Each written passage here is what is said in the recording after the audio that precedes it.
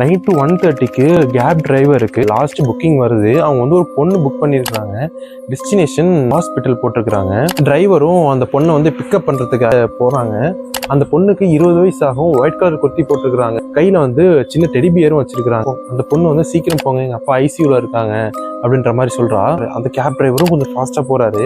நடுவில் வந்து அந்த பொண்ணு வந்து அழுக ஆரம்பிக்கிறா. கேப் டிரைவரும் வாட்டர் பாட்டில் இருக்க தண்ணியை கொடுத்துட்டு கவலைப்படாதம்மா, எவ்ரிதிங் வில் பி ஓகே அப்படின்ற மாதிரி சொல்கிறாரு. ஹாஸ்பிட்டல் ரீச் பண்ணுறாங்க. அந்த பொண்ணும் கேபை விட்டு இறங்கிட்டு he will be happy now, அதாவது அவங்க அப்பா வந்து இப்போ ஹாப்பியாக இருப்பாங்க அப்படின்ற மாதிரி சொல்கிறான். இங்கே தான் ஒரு டேர்னிங் பாயிண்டே இருக்குது கைஸ். அவர் வந்து புக்கிங்கை க்ளோஸ் பண்ணிட்டு திரும்பி பார்க்குற அந்த பொண்ணு அங்கே இல்லை.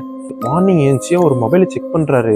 1:30க்கு அந்த பொண்ணை பிக்கப் பண்ணுறதுக்கு முன்னாடியே அந்த ரைடு வந்து கேன்சல் ஆயிருக்கு. அவருக்கு ஒன்றுமே புரியல. ஒரு ஹாஸ்பிட்டலில் போயிட்டு இந்த மாதிரி விசாரிக்கிறாரு. ரிசப்ஷனில் இருக்க லேடி வந்து அவங்க வந்து நேற்று நைட்டே இறந்துட்டாங்க அப்படின்ற மாதிரி சொல்கிறாங்க.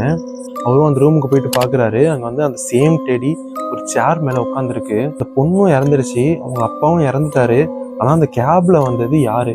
அதுலேருந்து அந்த கேப் டிரைவர் டெய்லிக்கும் வாட்டர் பாட்டில் வாங்கி அவர் காரில் வைப்பார். அது வந்து பேசஞ்சருக்காக கிடையாது, அது வந்து ஒரு நம்பிக்கைக்காக. கைஸ், இது இன்னும் நல்லா புரிஞ்சுக்கோங்க.